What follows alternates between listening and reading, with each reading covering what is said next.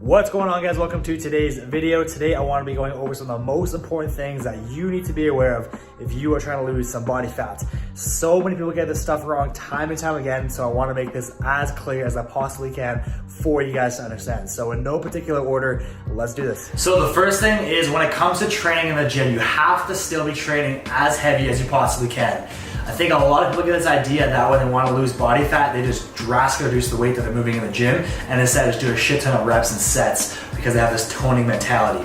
In my opinion, this is probably the worst thing that you can do because you are now giving your muscles absolutely no reason to stay. You're not lifting nearly as much weight as you were before. So why do you now need that extra muscle? The next thing that you should know is that your choice of diet does not matter at all. So whether you are vegetarian, vegan, paleo, Atkins, keto, whatever you are, it does not matter. The only thing that does matter when it comes to fat loss is being in a calorie deficit. So calories in versus calories out.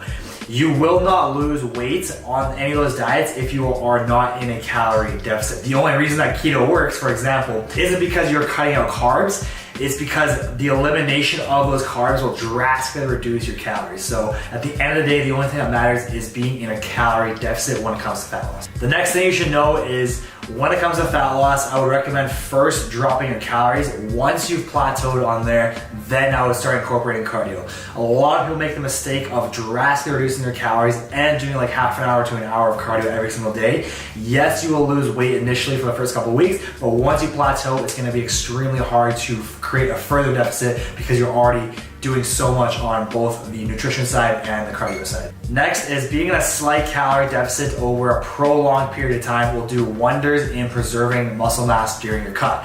Obviously, the faster you lose weight, the more of that weight is going to be muscle mass, and obviously you want to be burning as much fat as you possibly can from the weight you're losing.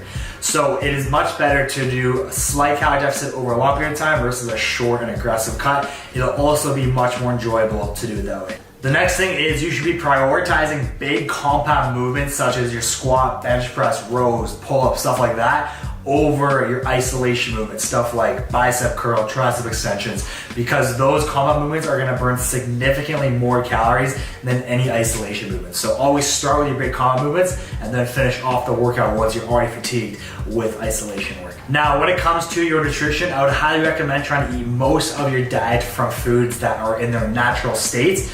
The reason being is because the more ingredients and chemicals a food has, for example, like a protein bar, the more inflammation it's going to cause within your body because your body has no idea what the hell you're giving it.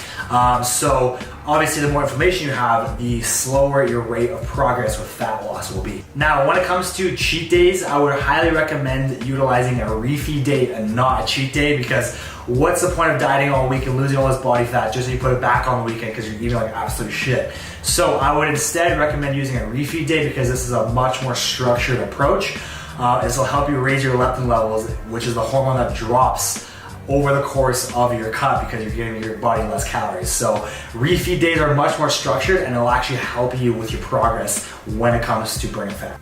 The next thing when it comes to your diet is cutting out as much of the sugar as you possibly can. The reason for this, you might not even be aware of it, but when you consume sugar, even when you're full or satisfied, you tend to want to have more afterwards because it's such an addictive chemical and it just overloads your senses. So it's best just to cut out the sugar, and you'll find you'll have way less binges and cravings throughout the day. Maybe the most important thing you should be aware of out of them all in this video is prioritizing your sleep. Sleep is massively underrated, and it will affect your performance in the gym as well as your rate of fat loss. The less sleep you get, the more stressed you are. The more stressed you are, the more cortisol you have. The more cortisol you have, the more water you're going to be retaining. Now, if you are in the latter stages of your cuts and you find yourself hungry all the time, there are some things that you can do to help curb your hunger. One, just drinking a lot of water. You tend to consume less calories when you are fully hydrated.